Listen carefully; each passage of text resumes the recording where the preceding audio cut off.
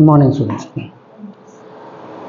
So today we are going to discuss the types of wave functions, which are nothing but symmetry and antisymmetry wave functions. And this is the last unit, last section in the unit, and this is combined with the angular momentum. So angular momentum and symmetry and antisymmetry wave functions. So they have been combined in this unit. So of course angular momentum is connected with the symmetry. So whenever we think of symmetry, we always think about angular momentum. So that's why it has been combined. And types of wave functions, we have two wave functions. One is symmetry wave function and antisymmetry wave functions.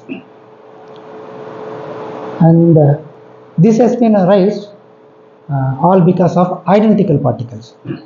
So whenever we think of identical particles, we always think about symmetric and antisymmetric wave functions. So when we think of identical particles, immediately we have to think non-identical particles. So there will be separation of identical and non-identical particles. All classical particles are non-identical particles. They can be distinguished. For example, you and me. For example, this object. So they are all non-identical particles. For non-identical particles, the scientists earlier they started with classical statistics mechanics. So classical statistics, it was about Maxwell-Boltzmann statistics. So in Maxwell-Boltzmann statistics, they used non-identical particles, the concept of non-identical particles. For example, in Maxwell-Boltzmann statistics, the energy distribution for various speeds of molecules have been calculated using these statistics, applying non-identical particles. So after that, Max Planck used the same concept of non-identical particles. He derived the concept of the photon concept, and especially he derived E equal to NH nu using the black body radiation. So in black body radiation, all the molecules, all the atoms are resonators. He has considered as resonators, and he could derive the packets of energy, quanta of energy, E equals NH nu, using the old concept of non-identical particles. So after 25 years, our Indian scientist Bose, Satyendranath Bose, he could derive the same equation with using identical particles. So he thought all electrons are identicals. So why can't we use identical particles in the concept of black body radiation?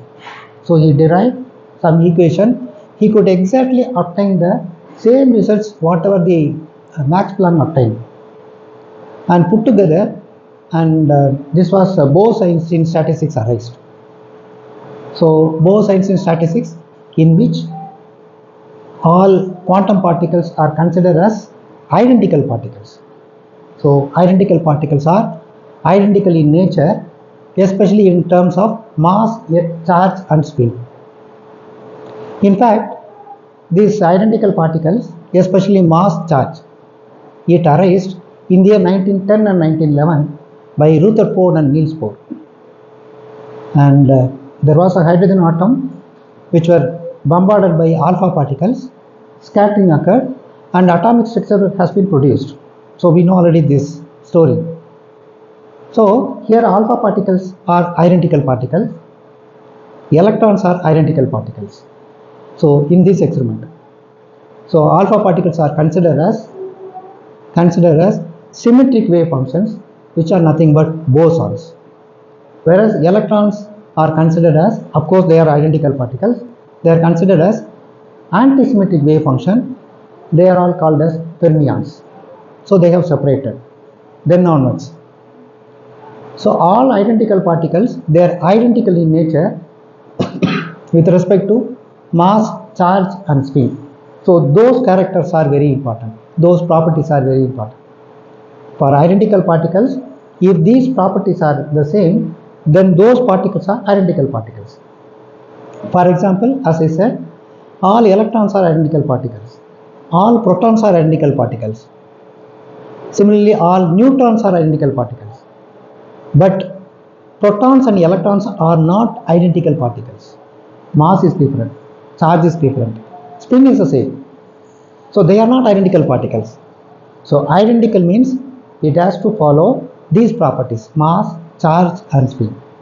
And of course, for non-identical particles, one can easily have the ideas of trajectories. Suppose this is a classical particle. If I have the similar one and this is bigger one, then they are all non-identical object, and I can throw these objects and I can find out the trace of the particle, trajectory of the motion easily I can find out, through which I can distinguish the motion of these objects. Whereas for the electrons, we can't distinguish. See, electrons we can, suppose if we have non-identical particles with the same size, with the same speed, the same trajectory, we can identify this one with a color. So I can have a blue color, I can have a red color. We can identify this one in non-identical particle nature. Whereas in identical particle it will be very difficult. Small particles, electrons, we can't distinguish. So they are all indistinguishable particles. We can't paint the electron. Okay. So in the sense that these properties are very important to distinguish. So identical particles will have the same properties: mass, charge and spin. They are all identical particles. Protons are identical particles, but electrons are not identical particles with protons. They are separate. Even though spin is the same, but mass and charge are different. Okay. So the scientists, they have divided all the particles. In fact, this whole universe consists of radiation and matter. So radiation, in the sense, light can have dual character. Light can act as a wave as well particle. Similarly, all the particles, including you and me in the universe, they also will have both the natures, particles as well wave natures. So we know already, nature loves symmetry. So this was the symmetry. This was put forth by de Broglie earlier in 1925. So if all the matters, they will have particle natures, and scientists have divided this particle, the whole nature is divided into wave and particle. So this matter has been divided into two categories. They are called fundamental blocks of these fundamental particles, fundamental blocks, standard model of fundamental particles. So they have divided all these particles into two categories. One is boson, another one is fermions. One is symmetry wave function, another one is antisymmetric wave function. So they have divided. So bosons will have integers. They have spin of integers, integral numbers, h bar, 0, h bar, 2 h bar, 3 h bar and so on. Whereas fermions, they follow antisymmetric wave functions. They have antisymmetric wave functions and they follow half integral spins, h bar by 2, 3 by 2 h bar, 5 by 2 h bar, 7 by 2 h bar and goes on. Okay. For famous example for bosons, as we said earlier just now, alpha particles, the famous one in the year 1910 and 11. After that, people could find out all photons are bosons, all phonons are bosons. Photons have a spin of 1, 0, minus 1, circularly polarized in the right hand and as well left hand. 1, 0, minus 1. So photons are bosons, phonons, Higgs bosons, types of bosons. So they all come under bosons. For fermions, electrons, protons, neutrons, they all come under fermions. Okay. So in this class, we are going to have the discussion about the types of wave functions which fall under symmetry and antisymmetric wave functions. Okay. So after that, we are going to end up with Pauli's exclusion principle, which is very important. Okay. So now we are going to look into the symmetry and antisymmetry wave functions. So now system consists of two particles. For example, helium atom. So we have 2 hydrogen atoms in the helium molecule. The first electron occupies the position, say R1 for example, and the corresponding wave function is nothing but psi A. Okay, you consider, and we have 2 electrons. For the first one at the position R1, and psi A is a wave function associated with R1. Now we consider second electron in the helium atom, which has a position at R2, and the corresponding wave function is nothing but psi B. You just consider. So combined wave function is given by the product of individual wave functions. Very important. Okay, 2 things I want to say. One is about the wave function, another one is energy. For 2 systems, if you want to calculate the combined wave function, you have to multiply the wave function. For the energy, just add E1 plus E2, EA plus EB. Okay, wave function you have to multiply. For energy you have to add. Okay, so don't forget this fundamental concept. So combined wave function is given by the product of these 2 wave functions. Now I am going to interchange the particle. I am going to swap the particle. Okay, suppose the particle, first particle is here, second particle is here. I am going to swap it. I am going to interchange. So when I interchange, even I will not have doubt that I have interchanged or not. Okay, because these particles are identical particles. Okay, so R1 and R2, I am going to interchange this one. R1 has the wave function psi B, and the position R2, the electron has the wave function psi A. I am going to interchange now. Okay, what are the combined wave function after interchanging? So this becomes psi R2 comma R1. Here it is R1 R2. Here it is R2 R1, which is equal to psi A at R2, psi B at R1. You just look at the difference between these 2. But you know, these wave functions will overlap with each other. Okay, wave functions, and of course each electron is associated with the wave, so surely it will overlap with each other, and the probability density should be the same. It will be the same. The probability density for the overlapping function of 2 electrons in a combined system, before and after they are same. Okay, the probability density is the same. It's a very important concept.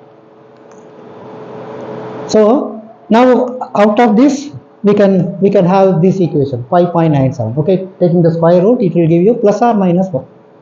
Okay, so this is before interchanging, and this must be after interchanging, plus or minus 1.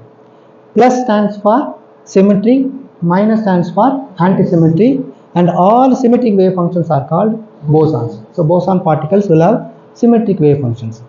Fermions particles will have antisymmetric wave function with a minus sign. Okay, is it okay? Now of course this is not normalized. So when you are going to normalize, you will have psi S. Psi S stands for symmetric wave function, which is the linear combination of these 2. Superposition of these 2 wave functions before and after interchanging. Okay, the 1 by root 2 comes from normalization constant. Okay, because there are 2 wave functions, and the normalization constant will be found out using the same simple formula, n equals 1 by root of a square plus b square. So 1 square plus 1 square. So answer will be 1 by root 2. So 1 by root. Similarly, you can get the expressions for antisymmetric wave function. So this is for antisymmetric wave function. This is for symmetric wave function. Don't forget, this is plus for symmetric, minus for antisymmetric wave function. Okay. Of course, they are all normalized. Now again, you just consider one electron at the position R1 and has wave function psi A. R2, this will be psi B. Okay, this will be again psi A. Okay. Okay, we will consider this is psi A. Both the electrons are in the position psi A. Then we can have psi R1 comma R2 will be psi A R1 and psi A R2. Okay, suppose if they exchange, particles exchange. So we will have psi R2 comma R1, which is equal to, I have exchanged, so IA psi A R2 psi A R2. For the symmetric wave function, we will have to add these 2, correct? So we will have to add these 2 for symmetric wave function. So adding these 2 will give us some results, correct? Just add these 2 will give some results. But you are going to subtract. Particles are identical in nature. When you are going to subtract now, particles are identical nature. So the answer will become 0. But wave function exists. We have the wave function, but the answer becomes 0. So statement says that we cannot accommodate two electrons in the same level. So which is nothing but Pauli's exclusion principle. We cannot accommodate number of bosons in same level. I can accommodate 2 bosons, 3 bosons, 5 bosons, 10 bosons in the same level. Whereas I cannot accommodate Fermi particles, 2 electrons in the same state. Suppose if I want to accommodate 2 electrons in the same state, one spin should be up and for another electron spin should be down. Only then we can accommodate. Is it okay? See, this concept is very important. In the year 1925, Albert Einstein extended the idea of Bose. He extended the idea. That is, bosons, we can have bosons are identical particles. Of course, we know they belong to symmetry wave function. All boson particles can be accommodated in the same level. What we call this as superatoms. The wavelength will be very large. You just combine all the waveforms, all the wave functions, all the bosons in the same level. So number of bosons in the same level. What we call this superatoms. So from there he could give one beautiful concept. What we call this as Bose-Einstein condensate. In Bose-Einstein condensate, we can have number of bosons in the same level. But this could be done only by means of extreme cool temperature. And he said that this cannot be achieved. The extreme cool temperature cannot be achieved. And this Bose-Einstein condensate, the fifth state of matter, cannot be possible, he said. But scientists tried a lot. In the year 1995, they could find out Bose-Einstein condensate, and for which they got Nobel Prize in 2000 year. So we can say that the bosons can be accommodated, whereas fermions cannot be accommodated in the same level. Even suppose if they are accommodated and one electron will have spin up, the another electron will have spin down, only then we can combine together. As the wave function vanishes when two identical particles occupies the same state. So that's why it becomes 0. So particles do not exist, but particles will be there somewhere. Surely it will be there somewhere. It means that this situation is not possible. Both the particles cannot exist in the same state, which leads to Pauli's exclusion principle. Okay, so this equation clearly says that it brings out the concept of Pauli's exclusion principle. Okay, wave function will exist, but the equation becomes 0, so which is not possible. So you cannot accommodate two electrons in the same state. So now we are going to see in detail about symmetric wave function. We know already this expression. This is for the symmetric wave function. Plus exists. When you are going to interchange two particles, swap two particles, and the wave function, the expression for the wave function becomes exactly like this for symmetric wave function. So a wave function is said to be symmetric in the interchange of any pair of particles leaves the wave function unchanged. Okay. In other words, the eigenvalue of the particle, we are going to have the particle exchange operator. We are going to introduce now in the state psi r1 r2, which will have plus 1. So this is plus 1. Okay, the eigenvalue of this one will be plus 1. Then the wave function is called the symmetric wave function. So this is where exchange operator operates on psi s, will give you eigenvalue 1. Okay, eigenvalue 1 with the wave function. So we have interchange now. For the antisymmetry, the expression goes with a minus sign. So we have interchange now. The expression goes with minus 1. The eigenvalue of antisymmetric wave function will be minus 1. Very important one more question. So P operator, exchange operator, operates on the antisymmetric wave function, will give you eigenvalue minus 1 with the wave function.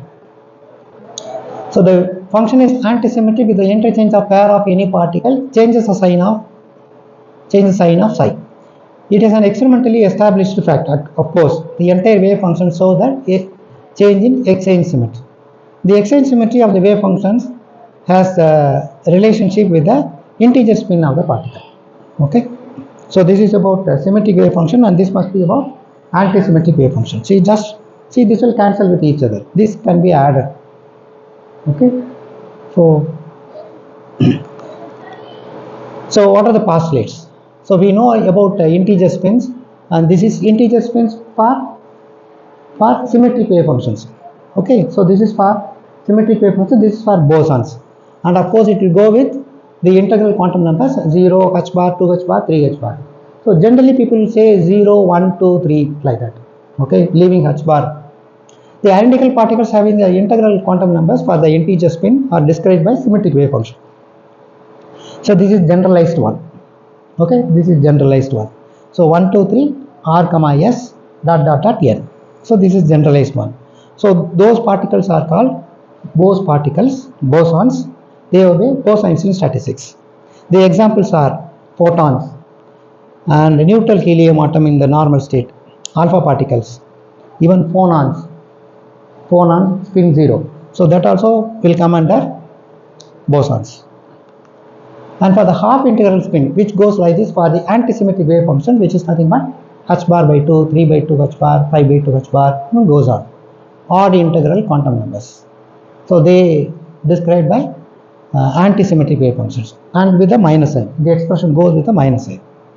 So this type of particles is known as Fermi particles or fermions because they obey FD statistics, Fermi-Dirac statistics. Examples for fermions will be electrons, protons, neutrons, mesons. So they all have half integral spins. Okay, half integral spins. As per Pauli's principle, the second category, antisymmetric wave function, are the particles which is described by the antisymmetric wave function. To observe the effect of exchange operation, we can just consider the Hamiltonian of two particles. We will consider two particles. So this is for the kinetic energy of the first particle. This is kinetic energy of the second particle. And of course, the potential energy V of 1, 2. Okay, here m mass refers the mass of the particle. V is denoted as potential energy of the system. Now just we are going to interchange now. So this is the, in terms of operators, we have written in terms of operators the same equation, and we are going to interchange now. So just look at this one, h of 1, 2, this becomes h of 2, 1. So we have interchanged now. Okay, here del 1 squared becomes del 2 squared. So we have interchanged. So V12 becomes V21. Of course, potential energy, immediately we can think that potential energy will be the same. So potential energy of 1, 2 will be equivalent to 2, 1. Potential energy will be the same. Immediately we can think. Okay. So, and this expression for after interchanging. Since the potential energy must be the same, because the particles behave as exactly identical. For identical particles, potential will be same. So if so, then the Hamiltonian, that also will be the same after interchanging. So H12 becomes H21. Okay. So H12 acts on psi12, which is equal to E psi 12. So this is eigenvalue equation before interchanging. After interchanging, the eigenvalue equation becomes H21 acts on psi21, which is equal to E psi 21. And of course, two wave functions overlap. Okay, we have two solutions. One is psi12 is one solution, psi21 is another solution for the same Hamiltonian.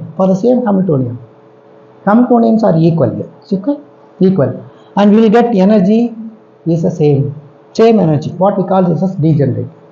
So we have two wave functions, two different wave functions. We have the same energy. So this is degenerate. So exchange degenerates the operator. Okay.